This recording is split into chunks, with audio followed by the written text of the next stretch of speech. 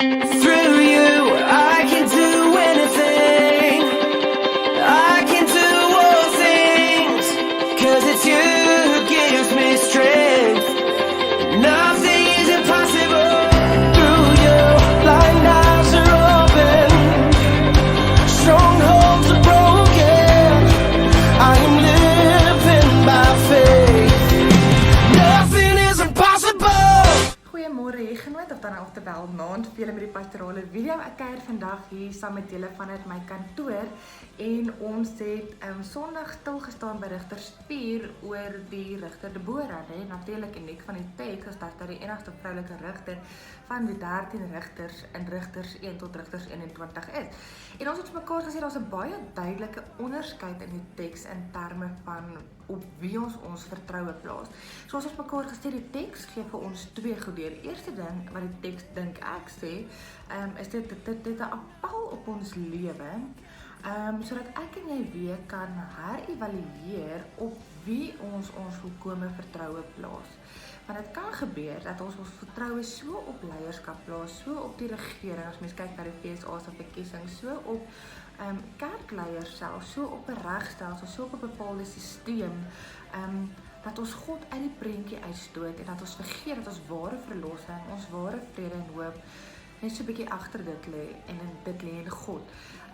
En dit beteken nie dat leierskap nie belangrik is nie. Leierskap is crucial. Jy is welkom om die preek te gaan kyk op YouTube. Hy is daar. Leierskap is crucial in jou huis, in jou kerk, in jou gemeenskap waar jy werk. Leierskap is werklik belangrik, maar dit kan gebeur dat ons vertroue so in leierskap plaas dat ons God uit die prentjie uitskei. En in Rigters 4 sien ons dat Deborah vir Barak sê, hy moet vir Sisera, een van die magtigste weermagte in die wêreld, invul.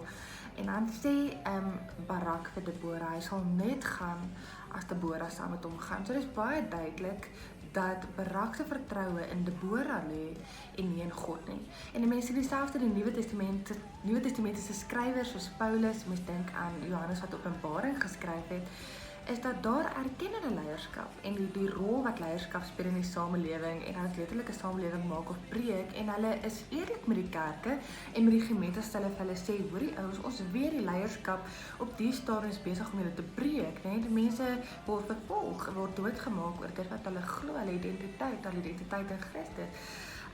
En dan moet hierdie skrywers telke male die kerk uit om net 'n bietjie agter die leierskap te kyk en te verstaan dat hulle verlossing nie uit 'n stelsel uit gaan kom nie uit mense uit nie, maar eintlik net uit God uit. En dat ons vertrou in God moet lê. So vandag het ek julle nog 'n illustrasie saamgebring. Ons het Sondag ook met 'n illustrasie begin en ek het vandag hier dood eenvoudig 'n stukkie papier met 'n gaatjie in en dit verteenwoordig jou lewe. En dan het ek 'n gewone 20 sent muntstuk saam met my. En die opdrag is dat ons die muntstuk deur die gaatjie moet sit. Nou dit is redelik maklik om te doen, is 'n klein muntstuk en hy gaan maklik deur die gaatjie. Julle sien ek is besig met kulkuns, dis nie 'n gewone illustrasie. Ek gaan weer vir julle wys. So die muntstuk verteenwoordig jou probleme en hierdie jou lewe, né? En baie keer deel ons maklik met probleme. Daar's probleme wat net makliker uitdagings wat net makliker is om mee te deel. Soos hierdie 20 sent wat net maklik deur die gaatjie gaan. Maar daar kom kere in ons lewens wat probleme eintlik 'n bietjie groter is en ons kan nie regtig daarmee deel nie. Ons sukkel om dit te hanteer. En dit is so ongelukkig mooi hoe die Rigters teks die hele tyd sê, weet dat die nuwe generasie gekom en hulle het weer gedink, hulle het weer gedoen wat hulle dink is goed is in hulle eie oë, maar ons sien telkens dat hulle self vasloop en dat God weer moet ingryp. Hoe hierdie omstandighede net vir hulle te groot raak om te hanteer en hoe God moet ingryp. En weer eens, ek het nou 50 sent, dis 'n bietjie groter as die 20 sent, die muntstuk verteenwoordig jou probleme en die papiertjie met die gaatjie jou lewe. Nou die 50 sent kan nie deur die gaatjie kom nie, 'n bietjie nader, jy is welkom om by die huis ook te doen. Die 50 sent sukkel 'n bietjie om deur die gaatjie te kom. Maar die uitnodiging in Rigters, soveel soos wat die teks 'n appel maak op ons om te besin waarop ons vertroue plaas, is daar ook 'n uitnodiging en 'n stuk genade in die teks Rigters.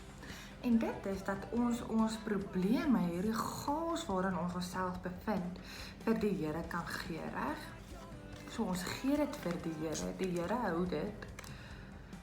En met God is niks onmoontlik nie. Ek probeer nou al van Sondag myself so inoefen om situasies vir God te gee. Klomp goed op my eie tafel wat onmoontlik lyk. En ek sukkel. Dit is moeilik partykeer om hierdie uitnodiging van God te aanvaar, dat hy 'n God is van chaos.